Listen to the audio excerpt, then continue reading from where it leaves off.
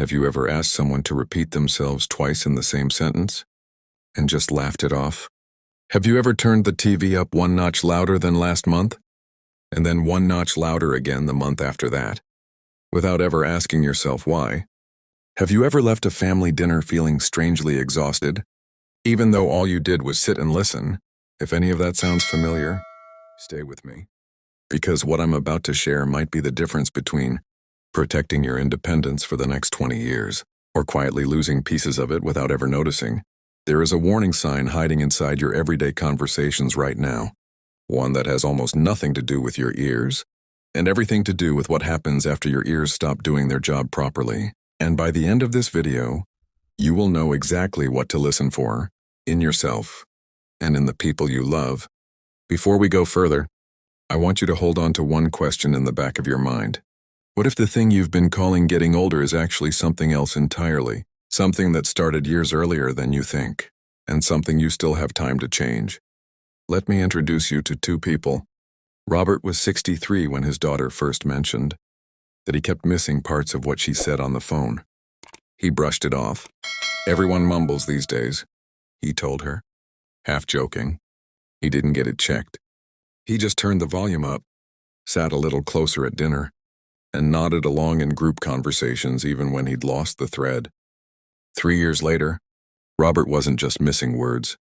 He was skipping the family gatherings altogether, because straining to follow every conversation left him drained and irritable by the end of the night. His memory, once sharp enough to recall birthdays and old stories without effort, started slipping too. Now meet Diane. Diane was 61 when she noticed the exact same thing. Family members repeating themselves, background noise turning conversations into guesswork. But instead of shrugging it off, she got it looked into. What she learned changed the way she thought about aging altogether. And today, at 70, she is still the sharpest person at every family gathering, still driving herself to appointments, still living the independent life she always pictured for herself. Same warning sign. Two completely different futures. The difference wasn't luck, and it wasn't genetics.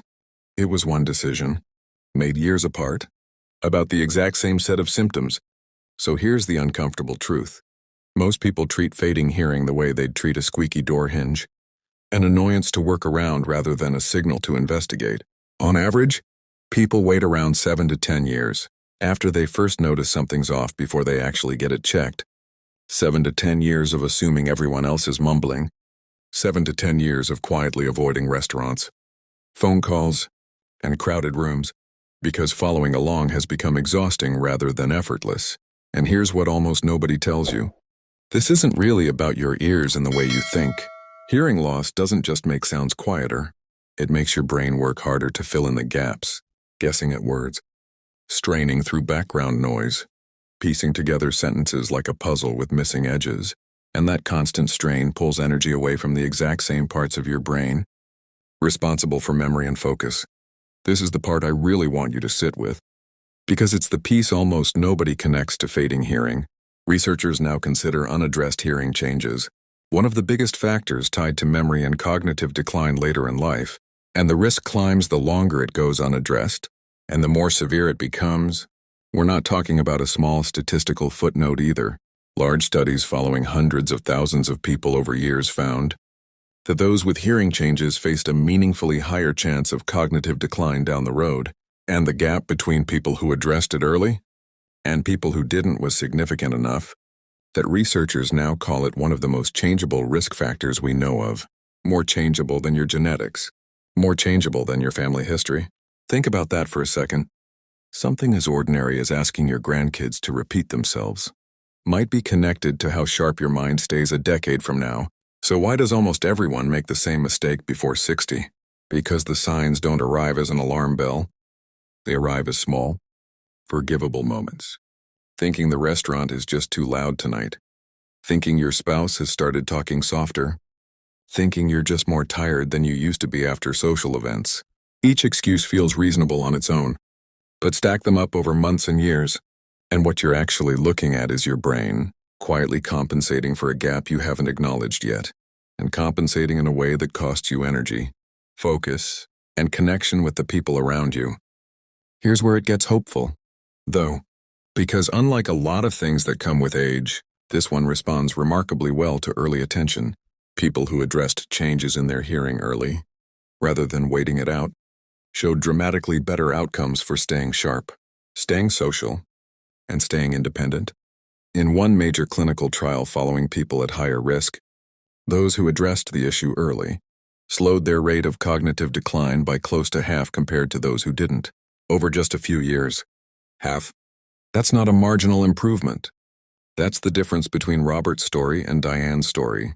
And that's really the heart of what separates the two of them, not the symptom itself, since they had the exact same one, but the decision about what to do with it, and how early that decision got made.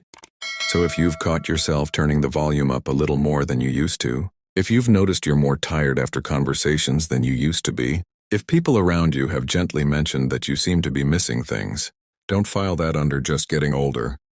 Treat it as information. A simple hearing check costs you almost nothing and takes less time than a haircut. But the earlier you catch a shift, the more power you have over where the story goes from here, for your independence, for your relationships, and for how sharp your mind stays years down the road. Don't wait 7 years like most people do. Don't wait until family gatherings start feeling like work instead of joy. The people who protect their future the best aren't the ones with perfect hearing forever. They're the ones who paid attention early and acted while they still had every advantage on their side. Before you go, there are 2 more things worth knowing. If you care about staying sharp and strong in the years ahead, if you've ever wondered whether something as small as the order you eat your meal could actually change what happens to your blood sugar afterward, there's a video waiting for you that walks through a single, almost effortless habit people are using right after eating, one that's shown a dramatic drop in post-meal blood sugar spikes. And if today's video made you start wondering what else quietly slips away with age without anyone noticing until it's gone, there's another video breaking down 5 specific abilities most people lose sometime after 60, and a simple way to check right now whether you still have all 5, or whether it's time to start paying closer attention. Both are on your screen right now. Take care of yourself, and take care of the people you love enough to share this with.